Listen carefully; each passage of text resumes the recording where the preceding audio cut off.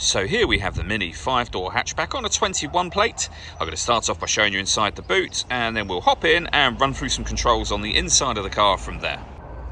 As we approach the back of the car, you can see we have reversing sensors, plenty of boot space as well, along with that 60/40 split folding rear seat should you wish to increase this space even further.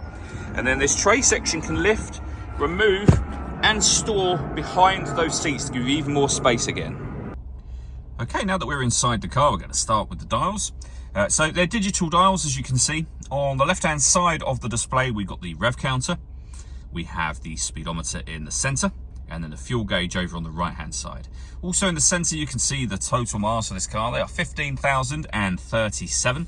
You can change the information that's displayed to the right-hand side of that by pressing a button on the end of the indicator stalk. If we back out to the steering wheel, we have cruise control and speed limiter over on the left-hand side, and then on the right-hand side, we have stereo and phone controls. The phone controls can only be used after you pair the phone up to the car, and that is done over on the touchscreen in the center just here. I say touchscreen, you can use it as a touchscreen, of course, or you can make all of your movement, which you can see me doing on the screen at the moment, using this dial and the collection of buttons that surround it. So you can go to the main menu from here, for example, and then you can use that disc and you can rotate it to any of the things that you see on the screen. Push it down and you'll be in that menu so that you can access your radio, your media, for example. And you'll see there when it comes to radio, we've got DAB available, FM as well. This car's also got Bluetooth audio and USB inputs. It's got satellite navigation, really nice clear color display. Very easy system to use. We've done a video previously showing how you use Mini's satellite navigation, and you can find that on our website and also on our YouTube channel as well. And you have various bits of trip computer information. You can pair your phone from up here as well, of course. Below that, we have dual zone climate control. So you can adjust the passenger temperature, the driver temperature. You can increase and decrease the fan speed. You can determine what direction you'd like the air to be distributed in. That button will turn your air conditioning on.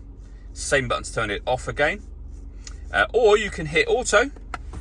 The car will now maintain the temperatures that you've asked for by taking full control of the direction of the air and the fan speed for you. Press auto again to put it back on whatever setting you had it on previously. Down the bottom here, you can recirculate the air that's in the car. It's a great way of heating it up or cooling it down depending on the temperature you've set just there.